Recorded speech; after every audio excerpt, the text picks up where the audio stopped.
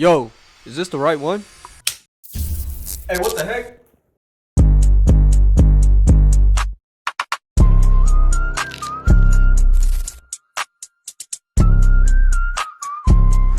So do engineers just stay at home all day, sitting behind their computers doing nothing? Only if you're a software engineer. No, I'm just playing. Software engineers, don't come at me. You guys make the world a better place. You created YouTube. You created AI. Now I can't tell which videos are fake or real. But as an electrical engineer in the power field, I do go out, and I go out to different hospitals, medical office buildings, and if Kaiser needs a remodel of one of their rooms, boom, I'm there. I start looking around. I look at the outlets, the lights, anything that needs power, the light switches, the machines, and I want to see how much power the machine is drawing. I continue walking around. I see more outlets, and as I'm looking around at these outlets, these light switches, I'm thinking calculus 3, calculus 2, differential equations. Nah, I just want to know where these outlets, these light switches are at, how many there are, and I'm writing it down, I'm noting it on my plan.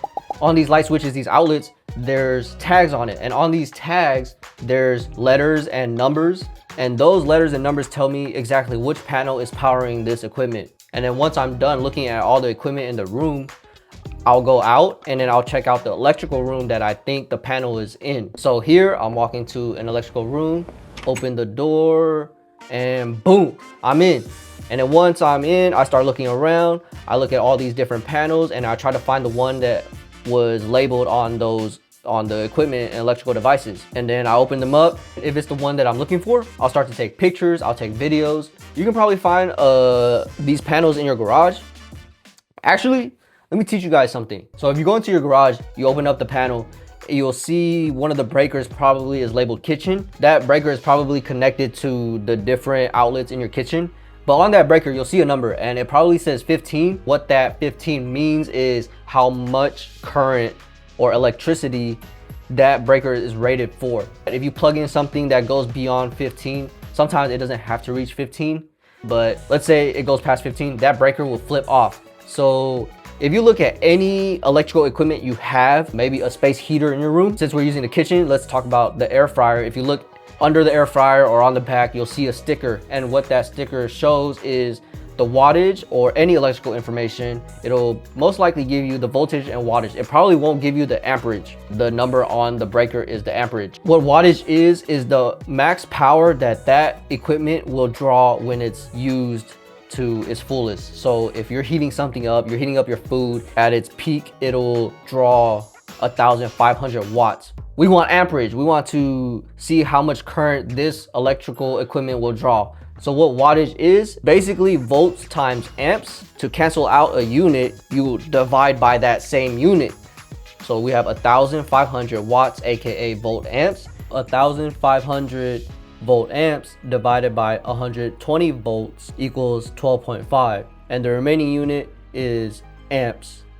So you have 12.5 amps, which is less than the 15 amp breaker in your garage. So the air fryer won't trip the breaker. But if you plug in 2 air fryers, now if they're both running and heating up at the same time, you are using 25 amps, and that's over your 15. So if you plug both of those in, it'll trip that breaker, and now the power is out in your kitchen. And when that happens, what you want to do is unplug those air fryers, go to the garage, open up the panel, and flip that switch back on, and then just use 1 air fryer.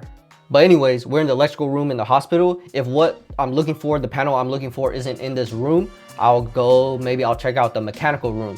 Usually these rooms have some electrical equipment, and I just wanted to include this clip of me walking around because I wanted to show you guys proof that I'm actually here and I'm not just taking these videos off the internet and making this shit up and then just telling random stories. And then after a hard, long day of work, I'll go get some lunch, and lunch is reimbursable, aka it's free. All they ask is for you to keep it reasonable. You don't want to be out there buying no steakhouse food, no Red Lobster, no sushi, no surf and turf. I did buy that once. I didn't know what it was. I don't come from a rich background, so I never heard of surf and turf, but I did get it, and it came with tuna, It came with steak sushi, and some other stuff. I don't really know, but it was good though. But this time I went and I bought Thai food instead. I got 2 dishes because I was pretty hungry. I got a beef dish and I got drunken noodle. That's probably my favorite noodle Thai dish. Put some pepper, put some more pepper, eat it. It was all right, it wasn't bad. And then after that, I might go onto a roof, go back to the hospital, check out all this mechanical equipment. You can see right here, there's a lot of pipes, a lot of ducts. All I care about is powering these things. I might get some nice views. That's a perk of going on to these site walks. I'll go to different places, different cities, check it out. And then afterwards, I might go onto another roof, but this time on top of a middle school. And then I might go inside the middle school and remodel that. Here's the before, here's the after. I redesigned their classroom lights, switched out those old fluorescent T5 light bulbs for these new LED lights. And then afterwards, I might go to a youth center and remodel that because I care about these kids. Most of these projects take years, some take decades. I don't really know. I never worked on one that took that long. A decade ago, I was in high school. But what the hell, boy? But I have heard of that. So I do travel. It's all in California, different cities, SoCal, NorCal. It's nowhere crazy. Like, I'm not going overseas to China. If you are in this field or you're in college and you're interested in this field, it is a pretty niche field. They have a hard time looking for good electrical engineers. If you go to work and you follow directions, you get along with people, and you can get good at what you're doing because they can teach you on the job, you're pretty secure. I feel like the only people that really get fired are the ones that really mess up bad and they have no idea what they're doing and they just keep making the same mistakes over and over despite other people reteaching the same thing over and over.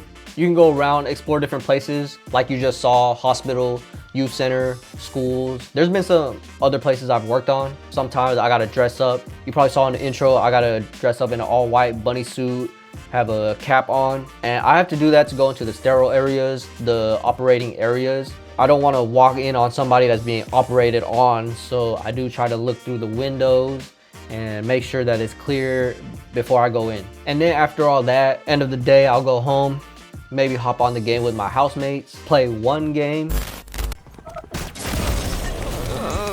It's build.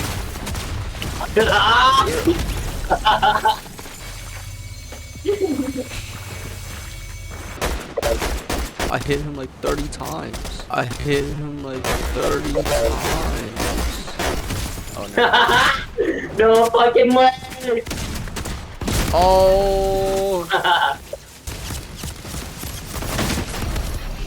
They ask you how you are, you just have to say that you're fine when you're not really fine, but you just can't.